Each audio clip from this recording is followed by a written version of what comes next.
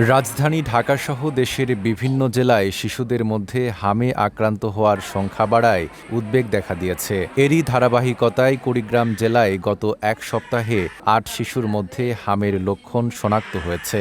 এর মধ্যে ৪ জন কুড়িগ্রাম জেনারেল হাসপাতালের আইসোলেশন ওয়ার্ডে চিকিৎসাধীন রয়েছে। ২ জন বাড়িতে চিকিৎসা নিচ্ছেন এবং বাকি ২ জন ইতোমধ্যে সুস্থ হয়ে বাড়ি ফিরেছে। আক্রান্ত শিশুদের অভিভাবকরা জানান, জ্বর, কাশি, শ্বাসকষ্ট ও শরীর ব্যথার মতো উপসর্গ দেখা দিলে তাদের হাসপাতালে ভর্তি করা হয়। জ্বর তো একদমই কমতেছে না, সাপোর্টারি দিতেছি তাও জ্বর কমতেছে না, ১০০-র উপরে জ্বর সবসময় থাকে। পরে থাকার পরে আলামিন মাসের স্যার বললো যে ১ সপ্তাহ পর্যন্ত এইভাবেই দেখা লাগবে, তাছাড়া পর্যাপ্ত পরিমাণ ওষুধ দেওয়া হয়েছে, এরপরে আর কোনো ওষুধ নেই। ১ সপ্তাহ পরিমাণ দেখেন আপনারাও, দেখলে কি পরিস্থিতি হয়। তারপরে ২ দিন যাওয়ার পরে আবার এগুলো হাম বের হয়েছে। সুস্থ হয়েছিল, খিচুনির পরে উলিপুরে নিয়ে আসছি।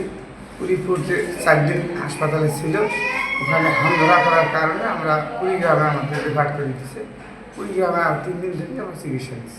নায়াসিনামাইড ও স্যালিসাইলিক সমৃদ্ধ লিলি ফেস ওয়াশ যা ফেসের ডেড স্কিন সেল দূর করে দেয় দ্বিগুণ ফাস্টার ব্রাইটেনিং। কুড়িগ্রাম জেনারেল হাসপাতালে এখন পর্যন্ত মোট ৮ জন শিশুকে হামের লক্ষণ নিয়ে ভর্তি করা হয়। পরীক্ষার জন্য ঢাকায় স্যাম্পল পাঠানো হয়েছে বলে জানিয়েছে হাসপাতাল কর্তৃপক্ষ।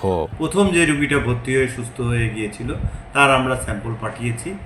এদের মতো তার স্যাম্পল রিপোর্ট নেগেটিভ আসছে, সেটা হাম বা রুবেলা নয়। আর বাকি যে আমাদের ৭ জন রোগী আছে তাদের আমরা স্যাম্পল পাঠিয়েছি, তারা রিপোর্ট আসবে।